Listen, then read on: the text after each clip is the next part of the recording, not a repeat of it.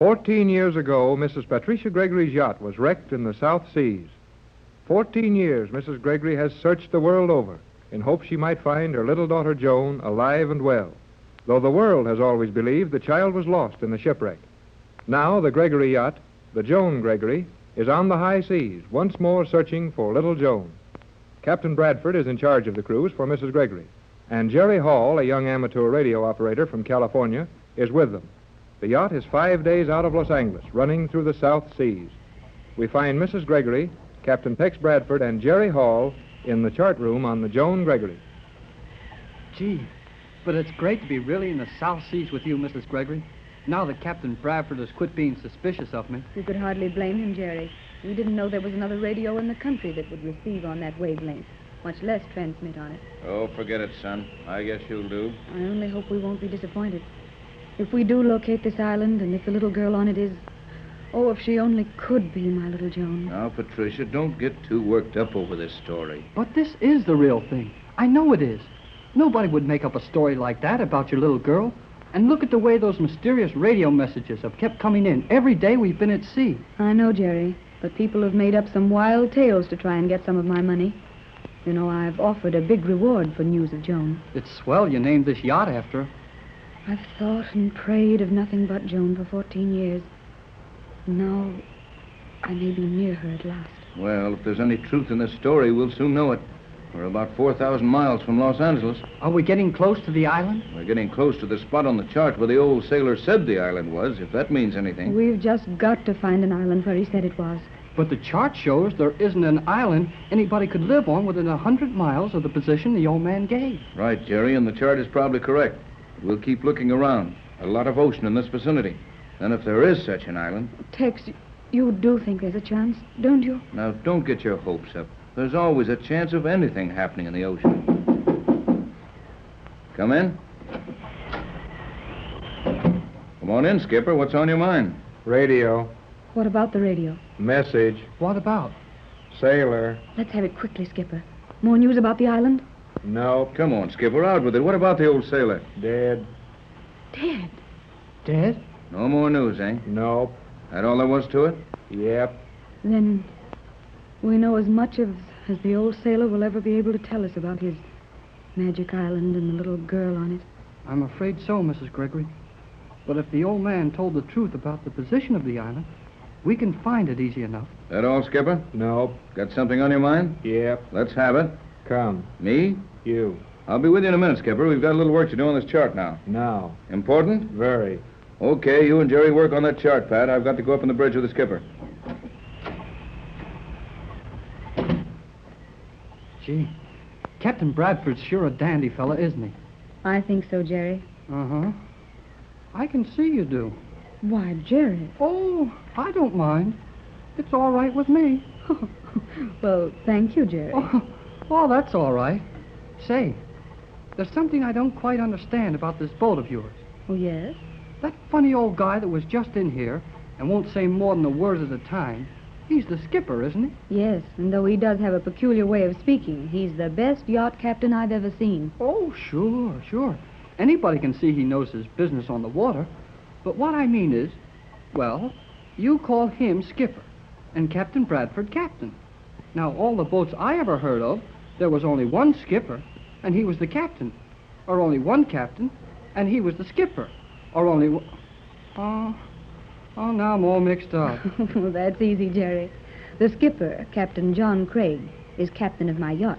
Captain Bradford's title is from the Army, and he acts as master and owner's representative when we're aboard the Joan Gregory. Anything else you'd like to know about me? Well, gee, I don't mean to be rude, Mrs. Gregory, but you made me tell you all about myself, and you even had my dad come down to the dock and asked him a lot of questions. So we did, Jerry. You must remember that you came to my house at midnight, a stranger. And surely you understand that in a case like this, we couldn't take any chances with you. Well, I'm taking chances with you. I never thought of it just that way, but perhaps you are, Jerry. Very well. Cross-examine. Swell. Your house was a funny place, with a front door that took flashlight pictures of a fellow when he opened it. I have a great many valuable things in my home. Well, that part's all right. But how about the shortwave radio in your automobile? You know, it's against the law to have a shortwave set in your car, unless you're working for the government. Say, are you a G-man? No, I mean a G-lady? I'm afraid I can't answer that, Jerry. At least not until we know you a little better. In the meantime, you can safely look to Captain Bradford for all your orders. I'm glad to get that much of it straightened out, anyhow. And now that you're satisfied as to my officers, we'd better study this chart as Tex told us to. May I ask you just one more thing about your little girl? Of course. Well, nobody knows exactly what she looks like now. But I've been thinking about that picture you showed me of yourself. You know, taken when you were about the same age Joan is now. Don't you think she would most likely look like that picture? Why, I suppose she might. Why do you ask? Well, to tell you the truth, Mrs. Gregory, I've been hoping she would look exactly like that picture. Oh? Then if she'll only grow up to be as pretty as you are now, well, it's kind of nice for a fella to know what his girl is going to look like when she gets older. Jerry, you're way ahead of yourself, I'm afraid. Why, you're just 16 now, and Joan would be barely 15. Well, 16's pretty old. I guess I know what I want. And when we find Joan, well, you see, I'll show you. Jerry, you do help me a lot. I've been rather hopeless and doubtful about it all. You seem to be just taking it for granted that we're really going to find my little girl. I've got a hunch. And when I get a hunch, everything's going to come out slick. Oh, Tex. What did the skipper say? What's wrong? The storm getting worse? Sounded like it when you opened that door. But the boat isn't rolling any more than it was. Well, Tex, what is it? You look so... Has something happened? I don't think so yet. But if it hasn't happened, something is going to happen. What? The skipper took me up forward and showed me, well, things I'd never seen before. Is the storm going to be a bad one? Oh, that wouldn't make Tex act like this, Jerry.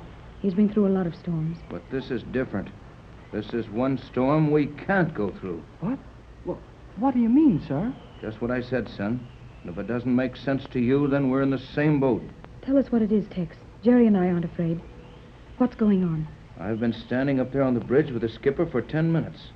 The bow of this boat has been right up against what I'd call a heavy bank of fog, and there we stay. Is the wind so high we can't make any headway? Did you ever see a bank of fog stand? Stand perfectly still in that kind of a wind? Tex, what are you getting at? A fog bank standing still in a gale. And the boat doesn't make any way? No, you might as well come on deck, both of you. Then you won't think it's just me that's crazy. Come on.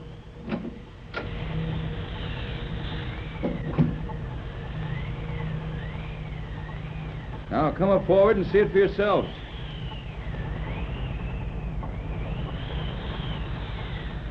Golly whiskers! That's some squall, all right. And we're running right smack into the center of it. I've seen lots of these. Let the skipper make everything fast, and we'll go below and ride it out. You've never seen one of these. We've been right here with the prow of this craft hard against that fog bank for the last half an hour. And the engines are full speed ahead. You mean that fog is holding us here just like a brick wall? Why, that's impossible. I guess if the storm was hard enough, we'd almost stand still. We might, Jerry, but that isn't it. Even if that could be the case, wouldn't this fog move a little?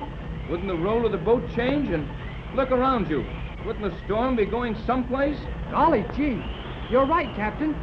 Look, Mrs. Gregory, the ocean is as smooth as if it had oil on it, everywhere except right in front of us. And the sky is clear.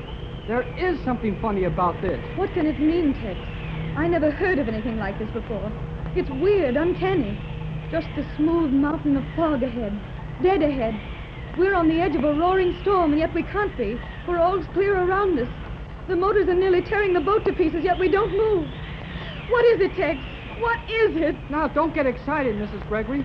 I guess nothing can happen that the skipper and Tex and I can't handle. I'm not exactly afraid. No, nor I, but I'd like it better if we could understand it. Will you let me try something, Captain? I've got an idea. That's one more idea than I've got. Go to it, son. Well, signal the engine room for full speed astern, and let's see what happens. I never heard of a storm that you couldn't run into or out of or around or away from or something. We'll try it, Jerry. Full speed astern it is.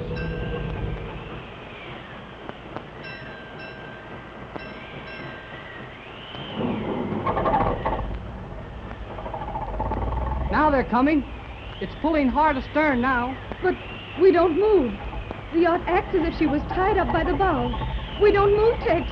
We don't move. Steady, Pat. Don't go to pieces. Well, Jerry? That didn't do any good, did it? I give up. There must be something to do. This can't be real. Gee, that's funny. The storm stopped. And the engines have stopped. Everything has stopped. Why, there isn't a sound. That fog is standing perfectly still and straight, like a gray cement wall. Only a little tiny piece of fog floating off into the still air. This is getting kind of spooky, isn't it? There's something mighty wrong here. I don't like it. But what can we do? Yes, Skipper, what is it now? Stopped. What stopped? Everything. Generators and everything in the engine room? Everything. I'll get on the radio and see what I can raise. Stopped. Well, we can run it from the batteries. Dead. Battery's dead, eh? Then every instrument on board is stopped. You stay here and stand watch, Skipper. Hold the crew ready. I've got an idea. Come back in the chart room, Pat. You too, Jerry. All right.